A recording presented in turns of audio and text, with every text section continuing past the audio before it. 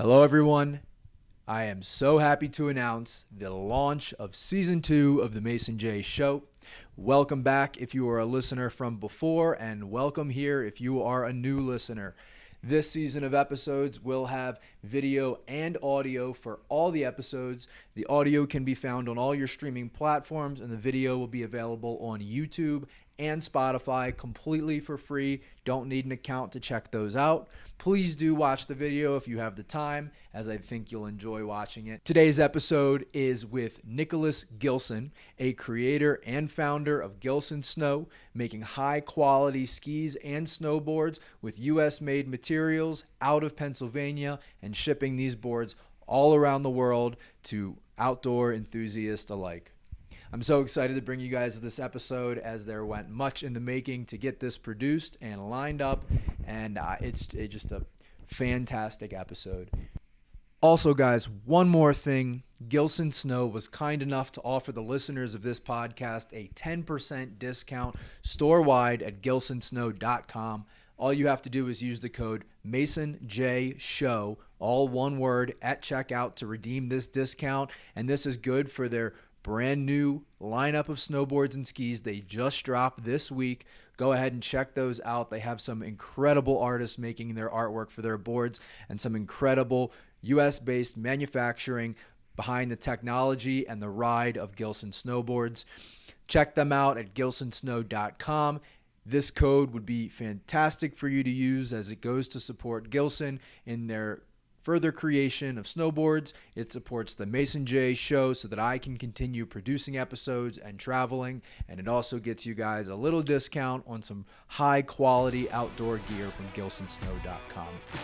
Thank you guys so much. I hope you enjoy this episode with Nicholas Gilson. That's the beginning of what ended up being one of the most intense stretches of time in my life, despite the fact that we went on to start a company. Piled into this cabin in the woods, we hiked a mile out each day and went to the donkey and horse stable and started to build our first shop. You can't do anything that's fundamentally different from the industry standard without some people reacting really positively and some people reacting really negatively. Well, we are going to get into it. Welcome to the newest episode of the Mason J Show. Today we have Mr. Nick Gilson, founder, owner, and operator of Gilson Snowboards out here in Pennsylvania right now. Nick, how you doing? Doing well. Thanks for having me on the show, Mason. Absolutely. Very grateful to be able to come out here too and see you.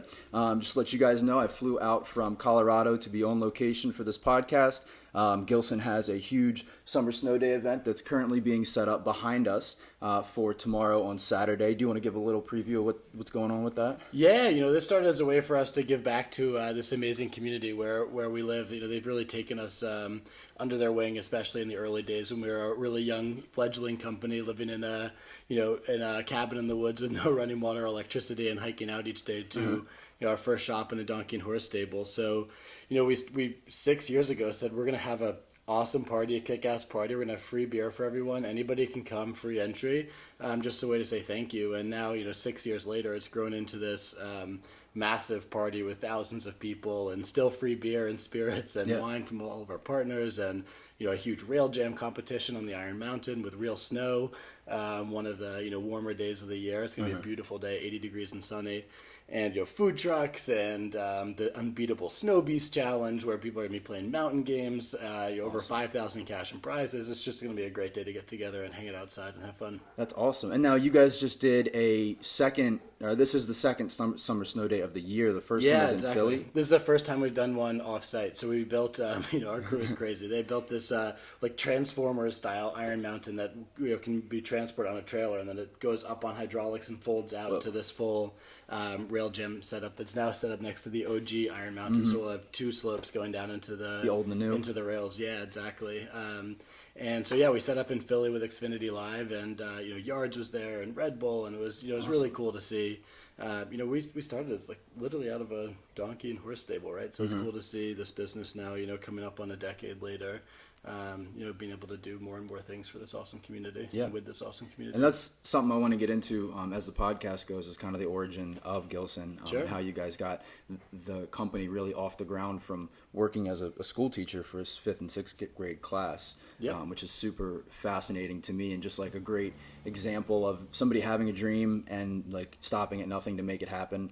And actually, we can just jump into that, Yeah, happy origin to start story with now. some Do you of the kind of want origin to give a story. background? I guess let's start with where your original interest in snowboarding came from, and like how this idea of Gilson, or your ingenuity behind your specific design of snowboards, where that idea came to be. Yeah, sure. It's super simple. I grew up building surfboards and skateboards and sailboats. My dad has built a number of sailboats, and so I had the benefit of a workshop in the basement of the house I grew up in. And at about 13, 14 years old, I was building these surfboards and the sailboat. And I was talking to my dad, and we were going into just such excruciatingly intense detail about every single curvature on this boat's hull. And I was super into board sports at the time, obviously still am, and just started to ask the question of why, when H2O solid and H2O liquid, at least look really similar on the chalkboard, but turns out also share a lot of physical principles. Why are sailboats and surfboards curved and snowboards and skis have remained flat? Which is just a really very simple question about fluid dynamics. And no surfer shaping a surfboard would ever make the bottom of their surfboard perfectly flat, because what a wasted opportunity that would be. So that's really where it started. And when I was 14 years old, I built the original prototypes out of my parents were renovating the house at the time, so these big old doors that were stacked up in the basement, and put two of them together with 2x4s to sort of force the curvature, and with some plywood and cedar from a closet. Good for you, man. To, like, press the original prototypes for a 3-dimensional snowboard. I don't think when I was 14 I was ever that handy enough to put that together. I mean, when you look at them, dude, I don't know if you'll be so impressed, but Still, that's an awesome project for you to put together, and so cool that like you at 14, that was really the start of your company. I mean, obviously not like the business side of it, but that was the initial spark of inspiration that has now, how old are you now? 33. Yeah, so all these years later is now the design of your snowboards that sets you guys apart from any other company. Yeah. I know Battalion is doing a similar 3D design, but not the way that you guys Yeah, do great it. folks over there. Battalion is a very cool company, and they've got some great equipment too. Yeah. It's fun to think back on that stage, because at the time, this really sat sort of dancing between the front burner and the back burner in my mind, sort of always wanting to pursue this idea. And it seemed like such a simple question as, what happens if you start shaping snowboards and skis with fluid dynamics in mind? I mean, can you change the performance characteristics? But, at 14, I wasn't really capable of bringing a proper design to market. And, I remember I got in a lot of trouble when I was a freshman in college for literally pouring epoxy in a dorm room and trying to get the next iteration of prototypes out. I almost burned down the house that I grew up in trying to make a traditional snowboard, a 3-dimensional one with a PTEX candle that caught fire on the sawdust floor. So it never really quite left the back burner, but I didn't have sort of any of the skills or wherewithal to advance the idea to the next stage until I was a middle school science teacher down in Nashville, Tennessee. This is a good time. Throughout this episode, I have some questions from the snowboard community that I am a part of that were curious to ask you questions Sweet. throughout the podcast. So this first one comes from Melissa Smith over in Colorado. She was curious what riders, in this 14 to let's just say 20-year-old time of you getting into winter sports, what riders really influenced and inspired you growing up? Yeah, Melissa, this is a great question. Thank you for sending this in. If I answer this totally honestly, and I've been asked similar questions before, and sort of felt like, man, maybe I should do some research and find out who was the cool person to like at the time. But the reality is that I looked up to the people that I rode with, and they weren't famous. They weren't on magazine covers. They were just good people throwing down on the mountain who I was lucky enough to get to ride with, and that pushed me to advance my riding style an awful lot. And I obviously thought that watching the Olympics was cool, and seeing what was going on in the X Games was cool, and all of it's really jaw dropping. But even at the time, I didn't really relate to someone doing 5 backflips. Right? I can honestly really agree with that, because as you're talking, I was thinking about how I'd answer the question, and you're right. With me growing up too, being I grew up in Maryland and grew up snowboarding on Round Top and Whitetail and Nice, Wisp. yeah.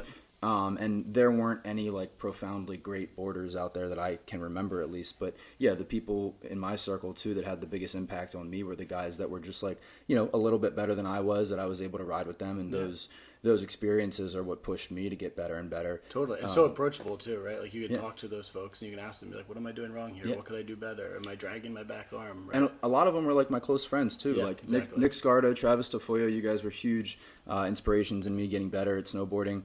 Awesome. It's those people that are close to you, or even that are just significantly better, I guess, that let you ride with them, are huge. Totally. Huge. And that the same sort of trend lines continued on to today, and people ask me, who are the riders that I really look up to now, and I thought for a little while about this the other day, because the honest to God truth is that it's the people in our community that we're very lucky to get to build for, and ship these handcrafted snowboards and skis out around the world, and then see these people throwing down and shredding. That is so rewarding for us. I can imagine. And like Sebastian Bowler on the team, and plenty of other skiers and snowboarders are really fun to watch, and they're great people who we're very lucky to work with, and it's really cool to see someone skiing and snowboarding at that level. But I think it's just as cool to see someone in our community who's like going from novice to intermediate to advanced. I think it's just as cool to see someone who's like, man, I'd get out there with friends and maybe drink a beer at lunch. Maybe my board leaves the snow, but I'm gonna like butter around everywhere and have a great time. Like just as cool to me. So it's neat to see. There's so many different ways to approach the sport. Get outside, breathe fresh air, and have fun in the winter. Absolutely. And that was honestly my experience with your board. Because for those that don't know or haven't rode with me this season, I bought the Undead Gilson board that you guys released. Hell yeah, dude! I had nice. a 154 that I rode. I bought it at the beginning of the season, maybe in like November, December, and that was the board I rode this entire season. Again, for those that don't know, I just moved out to Denver, Colorado at the beginning of this season in December. So this was like my first big like eye-opening experience with awesome. Western Hills, and I had rode them before, but never like weekend after weekend consistently. So it's a game changer. It's a huge game changer, and like my skills and the people that I was able to ride with consistently have absolutely like taken me to the next level of riding, and like your board was there along the way for the whole time. Oh, that's so awesome to hear, man. It's been great, and that's why like I've stayed in communication with your company so much, because it's been I really appreciate how like when I bought the board, like I have your phone number. I had your phone number when I bought the board, and like I reached out to you on Instagram, and you replied right back. We were dying in the sort of like the quote unquote customer service department, because we don't have a call center. We don't we don't have even a phone tree, right? Like you call the company line and you're gonna get someone on the team. And there was a period of time there where we were just getting hammered with orders, which is so great and awesome. But we were struggling to make people's trips, and we were super backordered at the time. And I remember there was a solid like 4 or 5 week period where I was just like literally 7 a.m. to 9 p.m. every day just talking to people, being like, thank you so much for your understanding. We are so far behind. So thanks, dude. Absolutely. Absolutely. And like that goes a big way with me, because there's a lot of brands specifically in snowboarders that are kind of like cool clubs. I feel sometimes that if you're not if you don't know the right people, then you might not get the right the attention that you might be looking for, like the help that you need. And like the community is fantastic. Dude, we've got some eccentric cats in this community. I will. I have such a place in my heart for the first several hundred Gilson customers, right? Because we were like so weird and different, and a lot of people in the industry were sort of like, especially who like work in the industry, right, who were really looking at us sideways. Who are these fools making these boards, right? And our boards definitely left a lot to be desired at the time. And so we were in this super fringe brand, right? And there are these people who we wouldn't be here today without them, who gravitated towards our work, who said, I think it's actually really cool that you guys are weird and different, and they gave us the confidence to stay true to our weird selves. And I think one way to ultimately become cool, with the benefit of 2020 hindsight, although it certainly wasn't planned at the time, is just to like stay true to your weird self and not really be knocked off course when people make fun of you or share hate on the internet or whatever else it is. And so we're very lucky that there was a turning point where we stayed true to our weird selves, and at some point our weird selves became kind of cool. Hey guys, going to take a quick break from the episode just to highlight a sponsor of this season of the Mason J Show. And today we have Spencer Bangert, a loan officer with Fidelity Direct Mortgage, here to offer the listeners of my podcast some free knowledge and education on the home buying process, and hopefully to be your loan officer when it comes to your new home purchase or refinance of the current home you have. Spencer has been in the mortgage industry for over 8 years and run through the home buying process thousands and thousands of times, and that means that he is an absolute expert and will catch the little details that turn into big problems down the road. Spencer is offering a free consultation to any of my listeners to go over your credit and your home buying eligibility to see if you qualify for the home or refinance that you're looking for. All you have to do is send an email to spencer@fdmhome.com, reference the podcast, and that you're there for your consultation. Spencer is somebody that I absolutely trust because I've seen him work firsthand, and I wouldn't put a sponsor on the episode if it wasn't somebody or something that I think would really help you guys out. And I actually mean that. Thank you guys so much. Back to the episode. Spencer's NMLS ID is 1202142, and Fidelity Direct Mortgage's number is 188829. Thanks, guys. I think that's great advice for a lot of people going through like this discovery period of trying to find themselves. And I find too that like in my age group, being like, we'll just say from like 20, I'm 24, but being like 23 to maybe 26 or 27, like that's a lot of my friend group right now is going through this discovery phase of getting out of college and finding their first job, and now like kind of settling into that lifestyle and realizing that it's not exactly fit for them. Yep. So like a lot of people are going through this, like, how do I find my identity and how do I, discover these passions that I'm interested in pursuing? And I think that advice is really impactful because a lot of it is like, you don't need to conform to what everybody around you is doing. And in fact, you'll get more out of your life if you really do stick to what you personally enjoy doing, even if it's like weird or against the grain, Exactly. I heard such a great quote the other day from someone many years my senior, and I can't take credit for this quote at all, but it really stuck with me. And she had said that, when you're in your 20s, you're so worried about what everyone else thinks about you. And then in your 40s, you're like, you know what? Screw it. Like, I don't care what anybody thinks about me. Yeah. And then in your 60s, you're like, man, no one was thinking about me the whole time. It's just like, do your own thing, set your own course, know what you care about and what matters to you, take care of the people you love and care about, and, live this life, because have for a all good time. we know, you only get one. Yeah. Beautiful. Well, here, let's get back on track with the origin story here. And then, so you grew up in the Baltimore area? Or I grew up in Providence, Rhode Island, and Rhode then Island. moved down to Baltimore for school. Right, I 'cause went you to college in Baltimore. went to Johns Hopkins? Yep. Awesome. Yep. That's nice. That's where I've kind of lived for the past year, Oh, yeah, so I'm man. very It's a familiar great with part the of area. country. I love Baltimore. Yeah. Yep. It's I've a been down in Federal wonderful Hill town. for Federal Hill's such a great December time, to man. the most recent December. Yeah. Fun time. Nice Yeah. little town. My now wife, who I've had a crush on for like 13 years, but didn't tell her for the longest time. I first told her how I felt in Fed Hill. So Wow. It's special place. Magical place, Fed Yeah. Hill. That's right. Very That's awesome. fortunately, she felt the same way, which is great. Well, that's great. Shout out to her. What's her name? You want to give her a little shout out? Yeah, David Kobize. She's a badass, man. I'm just trying to keep up. Beautiful. Yeah. So you had went to Johns Hopkins and then graduated and got a job teaching in Nashville, right? Yeah, exactly. So I moved down to Nashville after graduation. I did some teacher training in the Mississippi Delta for several months, which was relatively intense. Then we moved to Nashville, Tennessee, where I was a middle school science teacher, 5th and 6th grade. And then my now business partner, Austin Royer, 7th and 8th. So, yeah, we when we walked into the classroom doors, we were just absolutely drowning. We were kids. We had no idea what we were doing. We had some, the benefit of some teacher training, but really it was like a sink or swim type of environment. And, when I got started in the class, on average, we were 18% proficiency on standardized testing. And so, these kids, through no fault of their own, were very much getting sort of passed along by a system that was failing them.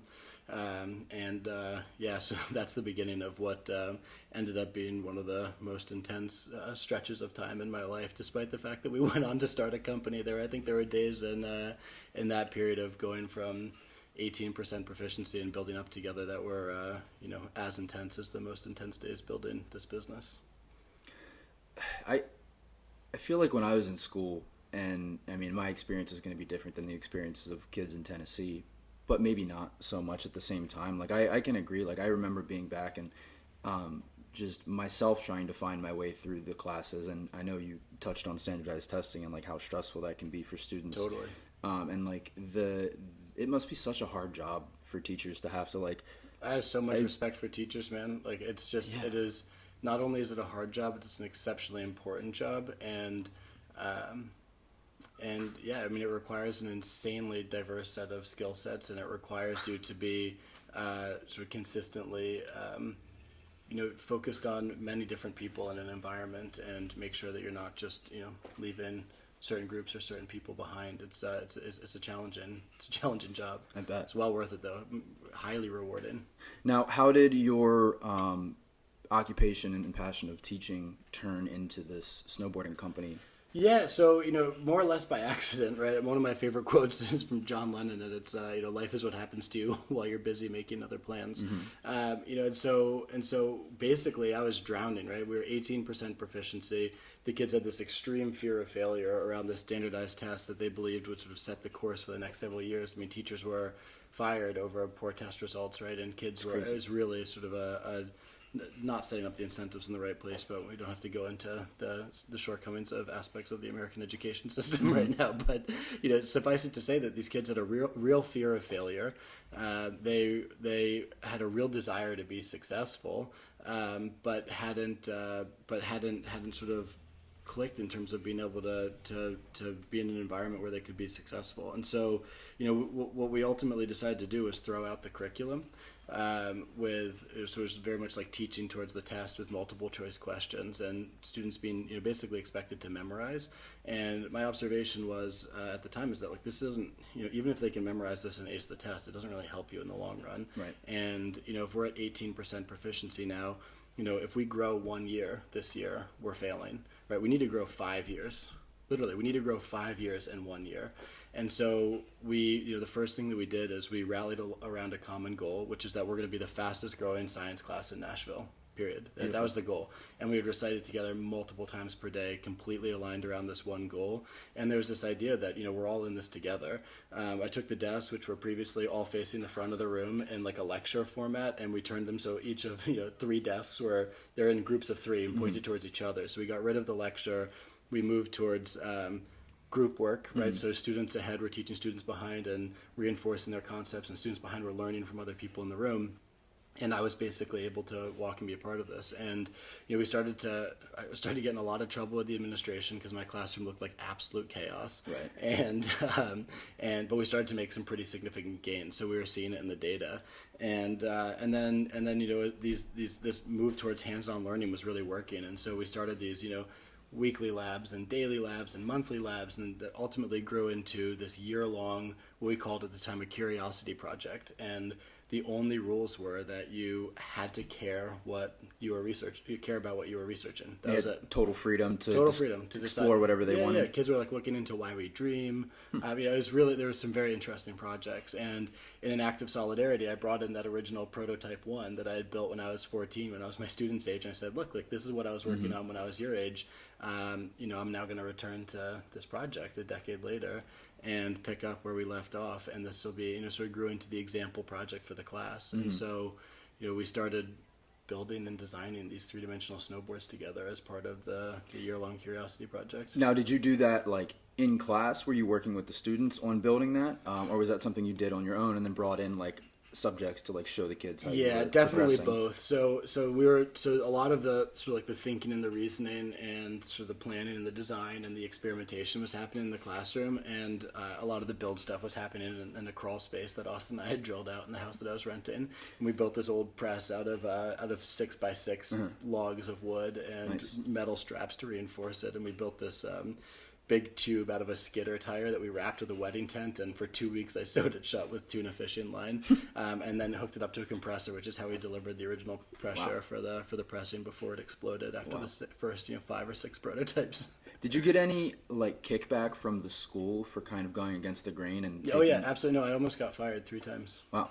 Yeah, they just didn't like the way you were changing, kind of going against the grain of the teaching curriculum? I mean, change is hard, and the classrooms were chaotic. They ultimately ended up denying a request to purchase books and putting up cameras in our classrooms instead. It was sort of we were very successful despite the administration, not because of them.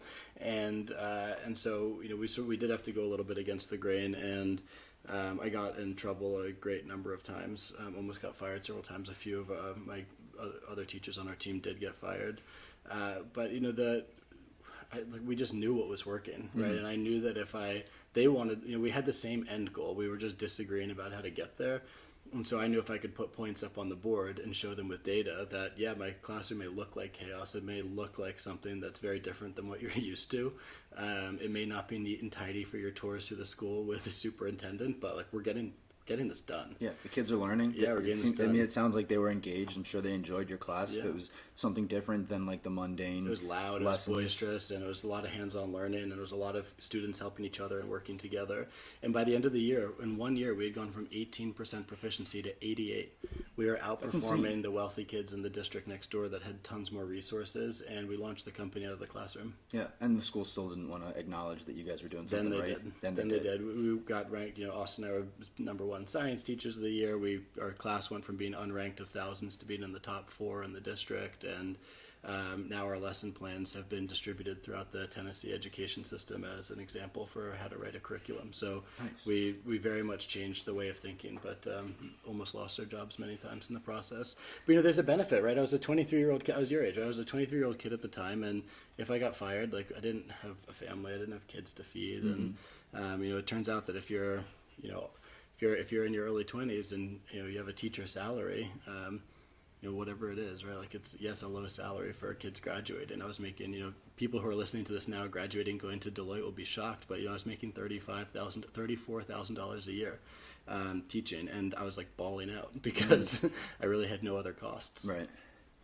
Yeah, it's profound that you were able to like shake the education system and make that much of a gain in proficiency from your students while also on your time off developing this snowboard brand. I mean, there's a lot of people at the age of 23 that are not doing anything to that level of efficiency. Well, or like I don't take very much credit. I think a lot of our success comes from my shortcomings and failures, right? So every single one of these really big leaps that we've made since starting the company, and certainly before, has been a reaction to a failure. I've really had only a couple of instances where we've been really lucky and just had an accident. Right, so I think innovation or doing something a completely different way comes from only two places. One is it's a total accident, and the second it's a series of responses to a series of failures. And I was drowning as a teacher. I was like, if I just keep doing this, if I just play this playbook forward, like we're all gonna fail. And if we all fail, like I'll still be okay, right? I'm still a college graduate who can just go and get another job or go back to school or do whatever, right? Start a company, right? Like I was in such a different place. So, for the first time in my life, my successes and failures didn't rest with me. They rested with my 100 students. And so I felt highly motivated to win. And so, I was not really cooking. I was just steaming vegetables and making rice every night and eating that 3 meals a day and working over 100 hours a week. And I don't know, it wasn't exactly a healthy lifestyle, but we got the job done. Sounds like it was a really healthy outcome. Very healthy outcome and super rewarding. Yeah, very rewarding. Are you still in touch with any of those kids? Yeah, absolutely. They contact me on a pretty regular basis, and I bet they're super proud of you for taking the brand off. Man, like they were a part of that early story, and a few of them have reached out, and they're they're kind of like adults now, which is really crazy. And I got a message not too long ago that said they still call me Mr. Gilson. They go, Mr. Gilson, you really did the damn thing. Yeah, you did. I was like, that's pretty sweet. That means a lot. Yeah. Yeah. Now, where does the brand go? Where does the board go from building those prototypes for the class to where you are today? I'm gonna let the.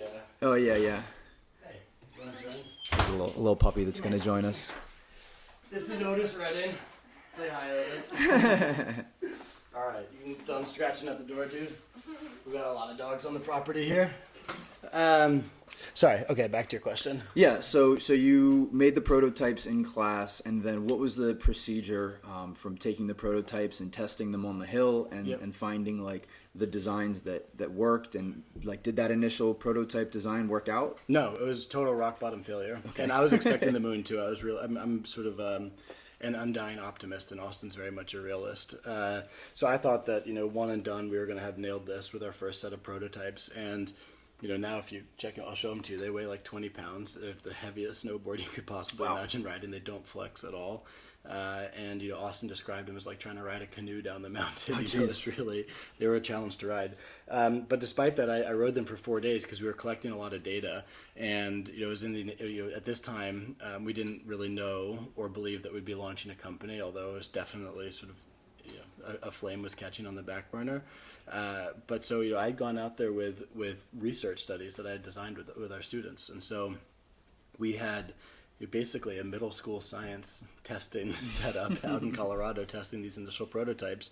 And we really painted with timers and stopwatches and other data that we were collecting just exactly what rock bottom failure looks like.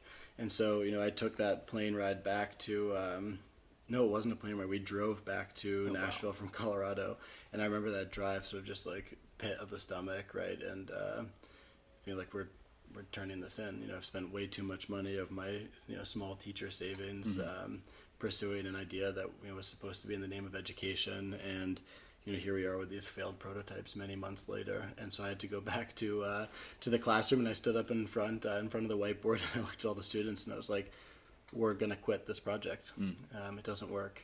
And you're all still responsible for yours. And students started crying. We built this real sense of unity. We're like all in this together. And so this just felt, I think to the students at the time, it just felt so unfair. And I didn't really realize at the time that I was like so part of it, right? And so I learned a lot that day. A student named Cassius raised his hand and he said, honestly, Mr. Gilson, if you can quit, we can quit. Like, damn, Cassius. No one will humble you faster than a fifth grader. That's for sure. Yeah. I bet. What did you feel when he said that? Totally humbled. Yeah, it was just like, oh, chat. You're right. It's kind of got a point. Yeah, you're right. And you got to lead by example. And I think that up until that moment, I had thought I was the teacher, and the students were sort of separate, right? And like there was a group of students, and there was a teacher. And I was working so hard to build this sense of unity amongst the students, and what I didn't really realize until that moment is that I was really included in that, and I was held to the same standards that I was holding them. And so we went back to the drawing boards, and we detailed every shortcoming of the design. We came up with 4 to 5 design solutions for each one of those potential drawbacks, and then we built a new set of 3 prototypes and went back to Colorado. So 3 new prototypes after you have that experience with the students, kind of giving you a wake-up call that, you got to keep going. And it's funny when you were explaining that story of letting them know that you kind of have hit rock bottom and that, things were going to stop here. It reminds me of there's a passage in the book, The Alchemist. There's a passage in the book, The Alchemist. You should be. Yeah, I think so. Sorry about that. That's okay. Dogs are an occupational hazard. And one of the quotes in that, and it's like it's a metaphor in stories for people kind of finding their way and finding like their personal treasure, and it goes that in every circumstance, when you are the closest to failure and when you're just about to give up, like that's when you find your path. Like that's when you find the treasure that your life is built towards. And if you give up, you're never going to find it. But if you push past that, like that complete rock bottom failure, like that's when the dream opens up to you. And it sounds like that's a very real situation, Yeah, I mean, there are aspects of that quote that definitely resonate. The one thing I'll say is that, that's like almost the moment where you jump, right? And you're like, okay, we're doing this. Mm-hmm. And, a little bit later, it's like, okay, we're going to jump, we're going to build a company. And so, and then there are all of these challenges that come after that, right? There have been countless times where I felt like we're on the brink of failure since then. Mm-hmm. So, I don't know if it's this like one moment where, so you get there and then you push a little bit further, you achieve success, and then all of a sudden it's like blue sky, bluebird days from then on. I think that is a phenomenon that repeats itself very consistently throughout life. And, at least in my case, the second I think that we can set it and forget it and everything's just like working perfectly, the planer catches on fire, right? Or something happens that reminds me that you can't drop the helm at any time. You can't drop the wheel at any time. And, the same thing is true for surfers, and certainly the way that I think about the ocean. You're out there in just an extraordinary amount of force. The physics at play in the ocean are just amazing. And what's, happening to be able to allow you to surf a wave is nothing short of extraordinary. And, the second a surfer or a sailor or someone out in a boat thinks that like they're in control, they tend to die, right? Or especially in storms and sailing, etc. And with surfing, the second you think you know what you're doing, the ocean's going to deliver a blow that puts you into the rinse cycle and holds you underwater for minutes and reminds you that you are very much mortal. So, I think doing anything worthwhile is like that too. You're going to have constant highs and lows. That it stretches out the amplitude. The highs are really high and the lows are really low.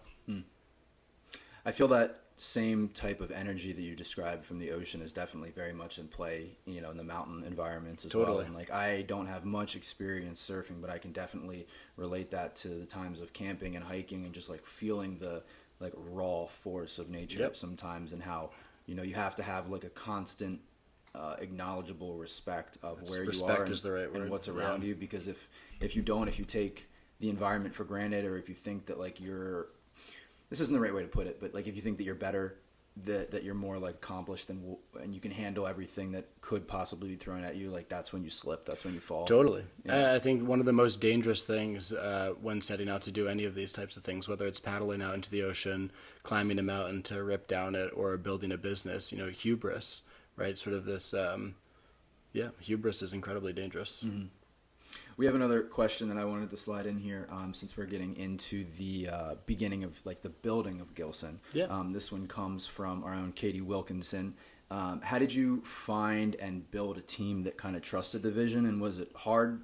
Like, did you have to do a lot of outreach, or was it kind of easy going with finding people that you could build with? Yeah, people have asked me this because I'm very fortunate to be surrounded by just the most extraordinary people that I get to work with on a daily basis. And people are like, so what's your hiring strategy? Or like, how do you recruit? And, the only word that I've really had an answer to that up until this point has been serendipity, right? Is that, when you're really, it's sort of like molecules in a solution, right? When you're really kinetic and you're really sort of like bouncing around and making a lot of interactions and you're sort of like, bumping into a lot of other molecules, right? When you're jazzed up, you're like you're kinetic, right? You're just going to have more interactions, and then, when you meet someone who you're like, I just can't imagine working another day in this business without getting to do it with you.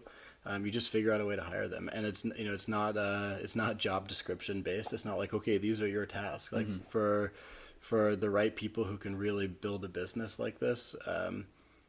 They're the type of people where you don't want to like hire someone and then micromanage them to try and get them the job that you want them to do, right? What you want to do is you want to hire someone you deeply respect, who you think runs circles around you in some capacities, if not all of them, and then say, you tell me what you want to do and show me what you want to build. And when you empower people like that, you get the right people in the right seats on the bus. You come back to work the next day and you're like, where did this come from? Who reorganized this room? Who thought of that process? Who built this machine? Who thought of working with these people? Who put together that collaboration? And I'm constantly stunned by the things that people on our team are doing. And, my job is to just make sure that we're all rowing the boat in the same direction. It's not to tell people what to do. I think that is great for anybody in leadership positions to hear and take into their own, because what you said is great, is like, you shouldn't have somebody that you're trying to morph into doing the job that you want. Like you should find people who are driven enough and willing to go against the tide. I mean, the same way that you did starting the company and teaching. Like, it seems like you're attracting the type of people that you want around you, and they just are able to show up and and the other really important thing to that is to, early in a company's trajectory, create environments where the right people are there for the right reasons and the wrong people leave, right? It's hard to fire people on an early team. It's also hard to have people quit or leave, or attrition's just always hard. But, in an environment where a young company, say, gets like venture capital backing or something, right, and just has tons of money, right? We have always been so bootstrapped since the very beginning. But in an environment, and you see these companies who get venture capital funding, they have tons of money, right? And, and then they start building up a team and they pay them exceptionally well. And everyone's there for the paycheck, right? And some people might be there for the right reasons, right? And it's great for everyone to get paid well. It's a really important thing to do when you're building a business, right? But early on, if you're able to do that, it's very hard to tell the difference between people who are there for a paycheck and people who are there because they believe in what's really going on, right? When you're paying someone a lot less than they could be making at any other job, and they decide to stay because they believe in what you're doing, then for absolute certainty, right, this person is here for the right reasons. And then it becomes much easier to scale up pay for everybody on a team like that later and feel really good about it. So, I think getting ahead of the skis, or putting the cart, ahead of the horse, so to speak, in terms of the capitalization of a company can be really risky to an organization's culture, although it certainly can, and capital markets drive really fast returns, and there's some great examples of that.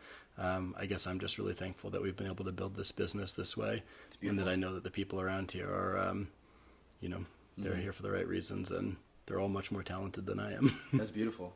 That kind of leads us into this, the first shop that you guys had, or maybe I guess the second, if you want to consider the one in your basement being the first, of you guys building like your first round of prototypes, or minimal viable products, like you said, but this was in a donkey stable. Yeah, so when we were wrapping up the year of teaching, and we had sort of resolved to go and form a company. Austin and I were looking at our finances of basically what we'd both saved as teachers and what we could invest in starting to build this business. And we're like, okay, we can either go to a place where a snowboard and ski company, like, quote unquote, should be, and afford our first couple months rent in the Sierras or Rockies or in Denver or something, and then probably go out of business. Or we could, Austin's like, my dad had a dairy farm. I grew up on a dairy farm. I built a cabin in the woods. It doesn't have any running water or electricity, but we can move our team in there. We can, get groceries from like the local Amish market, and we can build our first shop in the donkey and horse stable and have rent-free manufacturing and rent-free living for our early team. And that was crucial. I will never be able to thank the Royers enough for what they did for us and our early team, and giving us that runway. And so, we piled into this cabin in the woods. We hiked a mile out each day and went to the donkey and horse stable and started to build our first shop in that stable. And we had, the CNC that's still in production now in an actual stable with donkeys walking around it. And it was there that, processes were layered up on top of each other, and, cleanliness is really important in high pressure compression molding, which is really what we're doing. And it was hard to keep that place clean because, like I said, it was a stable. And so, it did get the first, 50 sort of like quote unquote commercially viable, minimum viable products out the door. And then we bought our 1976 Airstream and hit the road on a 17,000 mile road trip going to whatever mountain would have us. Wow. So you guys traveled up and down and across the country. Yeah, as far west as California, far east as Maine, and we didn't have a tour plan before because we were just trying to actually make sure that we could build a press, build snowboards, get them out without them delamming, and be rideable and safe and high performance, at least for that time in the first year of the company.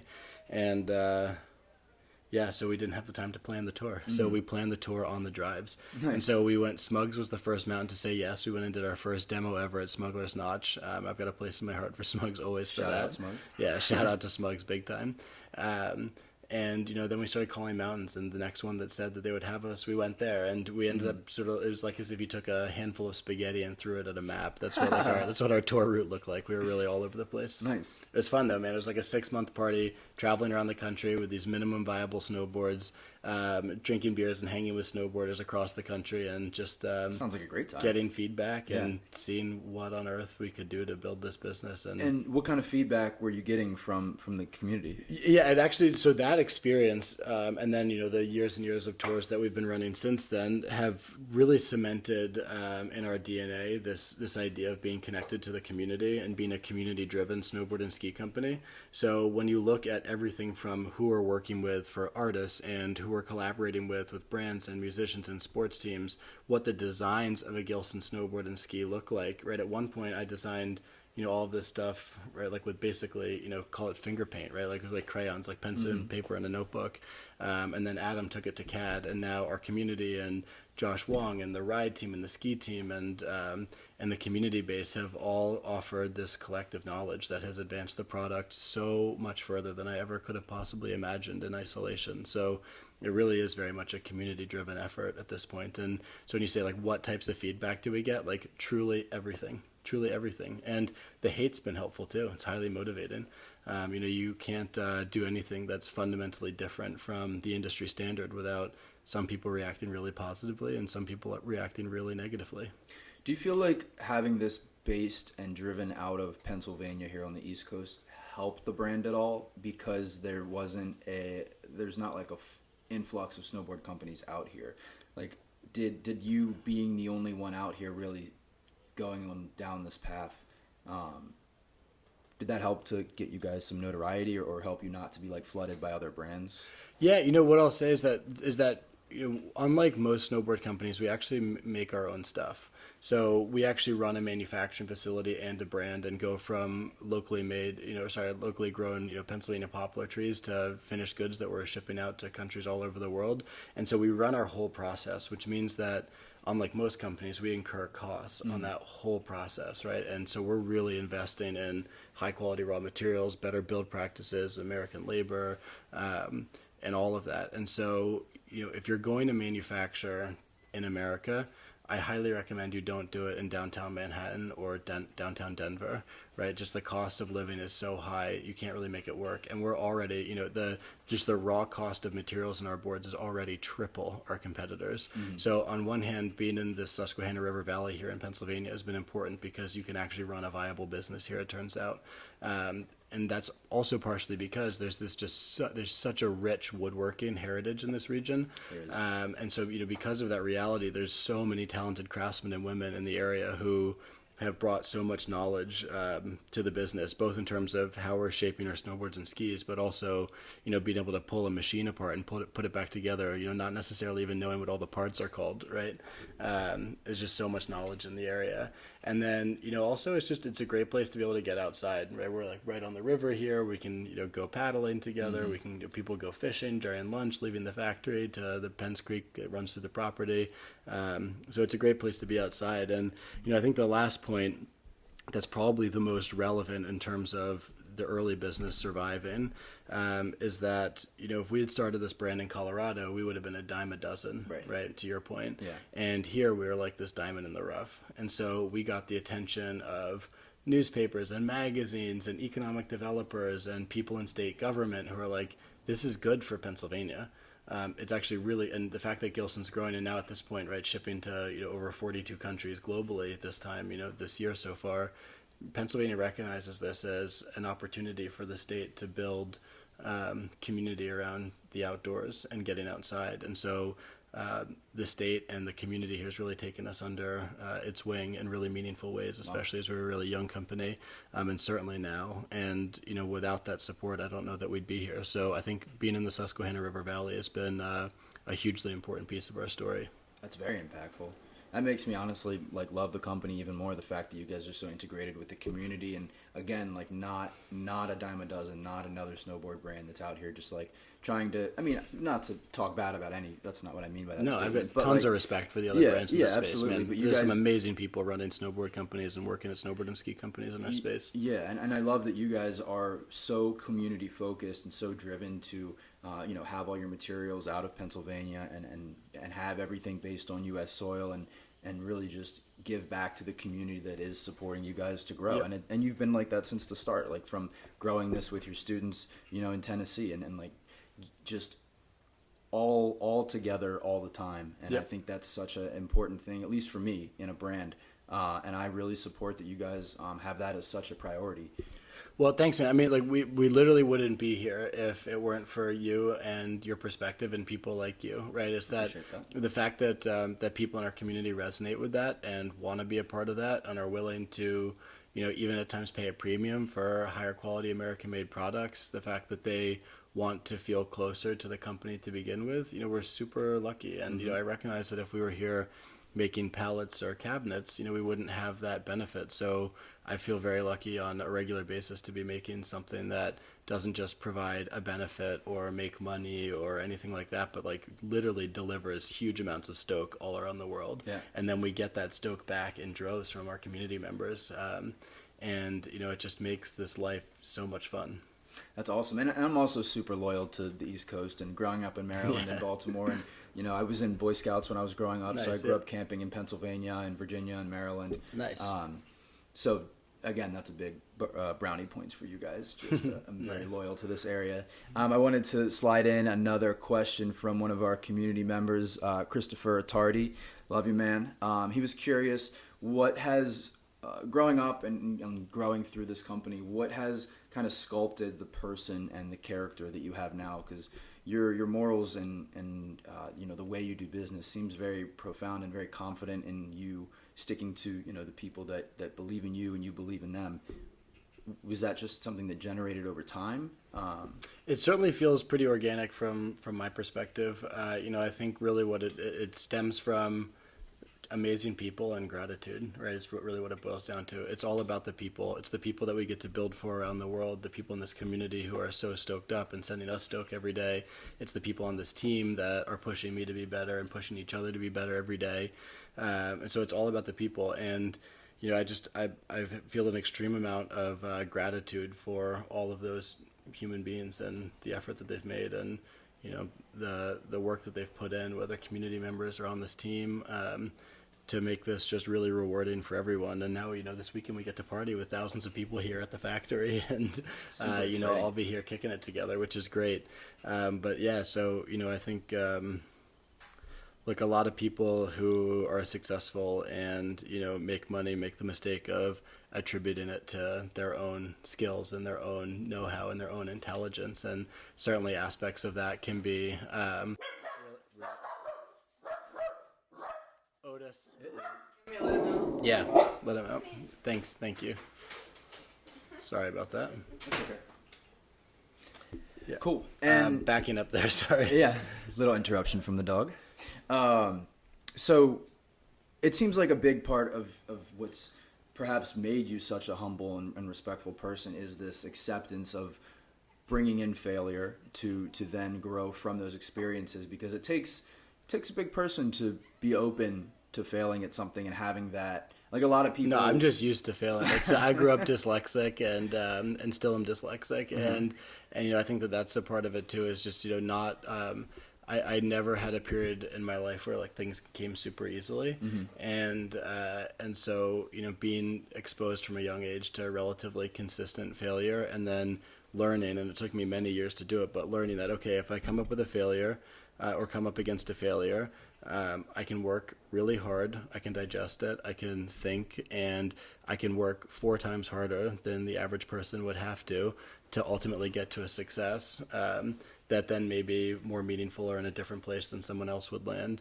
And so, I think that when you go through that cycle of like fail, work hard, ultimately achieve success, fail again, work hard, ultimately achieve success, you can sort of get into this rhythm of understanding that when you come up against a failure, it's not something to go home and cry about. It's an opportunity to learn, and it's an opportunity to adjust course, and it's an opportunity to squeeze that failure for every last drop of insight so you can put it to working knowledge for your next attempt.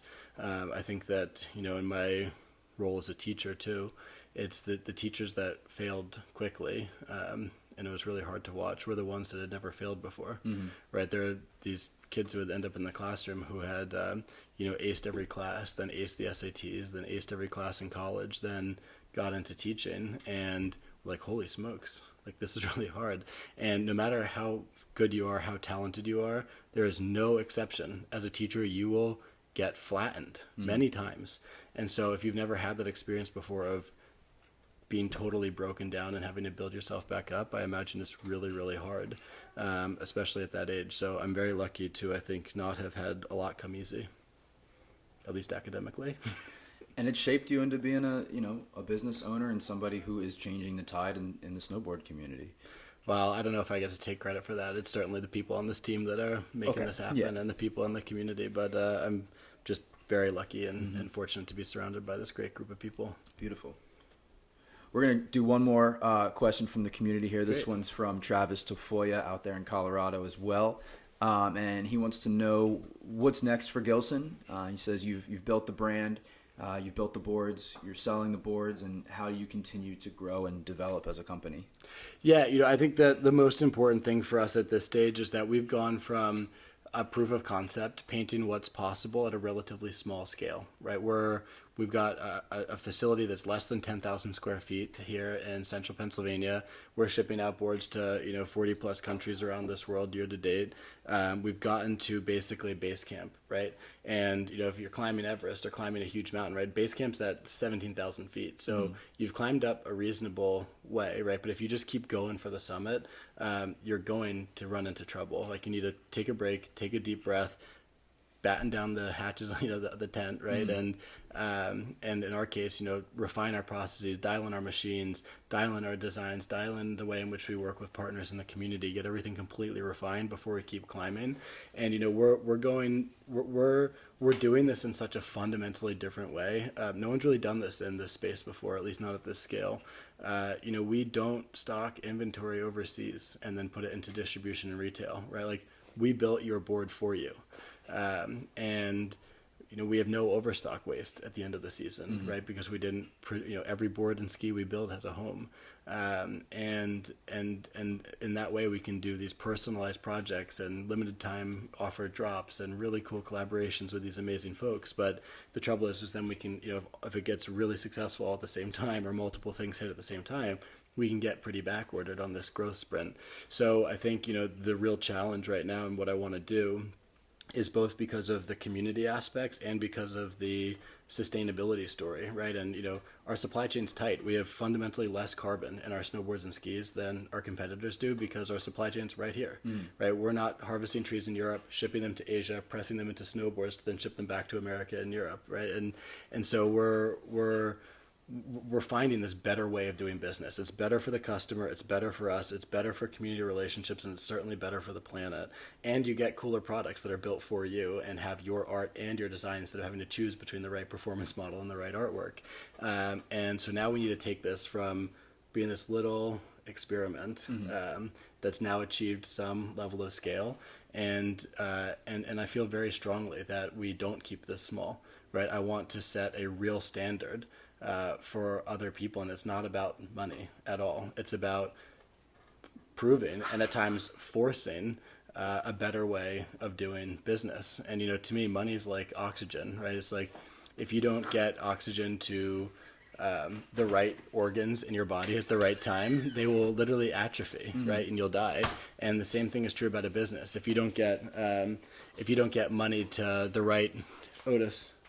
This dog is being a distraction. I apologize. Okay. But if you don't get money to the right departments in a business at the right time, they also atrophy and they can't make, investments and they can't meet their budgets. And so, we don't exist on this earth to just take as many breaths of oxygen as possible before we die, right? And I don't think our goal is to just build the biggest pile of money either. In the same vein, money is something that we as a human species literally made up. Yeah. It used to be seashells. Now we have Dogecoin. It's totally made up. It's totally made up.